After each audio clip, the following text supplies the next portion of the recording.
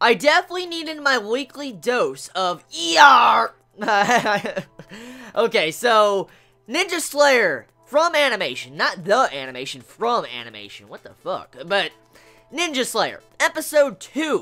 The series that majority of people either A, dropped by the first couple minutes of the last episode, or you continued watching it either because it's so fucking weird, or just you know what to expect from Inferno Cop and Studio Trigger because of what they have done. And that's, why I'm, watching this series, because I know what to kind of expect after watching Inferno Cop and seeing that animation Inferno Cop. That's kind of what Ninja Slayer is. It's kind of like, the similar style when it comes to art and animation.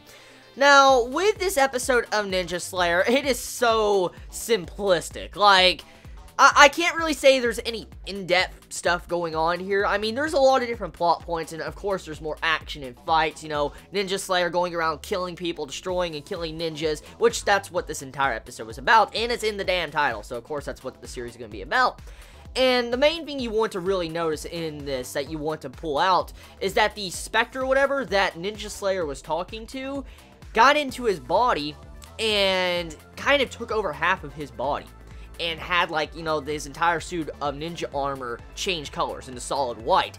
So I wonder if that Spectre is going to be a final boss in this series, because in this episode we get a hint that there's like a dark ninja or whatever, and I'm assuming that Spectre might be the Dark Ninja, the final villain of the series, because it's very weird how this dude wants to help out the main character. So yeah, besides that, that's kind of what this episode was about. It's a very simplistic episode. Like, there's really not much to talk about. The main thing I want to talk about is the animation and the choices of what really happened with the animation art to different things going on. So yeah, if you're still watching this series, you already know that when it comes to the budget, it's not that good. But it's very entertaining because it's a unique twist to the standard anime we normally get. When it comes to anime we get often, we're always used to the standard art style we see in anime, and coming in and looking at this series, you're just going to be turned off instantly. You're going to say either A, which I saw a lot last week in the comments, this is fucking disgusting, this is one of the worst things I've seen in a long time. I've seen that quite a bit. I've seen that a lot in the comments last week, in which I can understand, because the way Trigger advertised this, it wasn't advertised to look like this. Like, the way Trigger advertised this series, you never would have thought it was this type of series that was similar to Inferno Cop, which I can understand the complaints there, why people said, Trigger lied to them and Ninja Slayer was like a troll to the entire anime community. Understandable. But when it comes to just judging this series off of the art and animation, I don't personally believe that is fair, because we don't really need good, 100% beautiful animation to tell a good story. You don't. I mean, look, let's look back at the past, okay? Let's look at games. Back in the 1990s, or even 1980s, there was games with stories that were really fucking good. Like, handheld games with pixelated characters and stuff. That's an RPG telling a very good story. It doesn't have the best graphics, but it has a damn good story. So, why does Ninja Slayer have to have a very good art and animation style? Speaking of art, I actually do like the art. It's very colorful. Even though the animation is beyond lazy, which is the reason why Trigger's doing this, because they're actually doing it willingly. That's why they're actually making it like that, because it just adds a different flair to the series.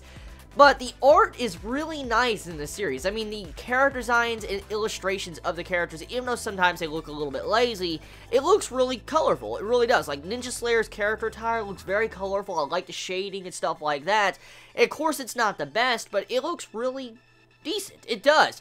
And I don't think we should really judge this series on art and animation. I don't think we should, because it's not really right. I understand art and animation plays a huge role in if you want to continue watching or, reading something, but I personally believe that this Ninja Slayer is going to become a hidden gem.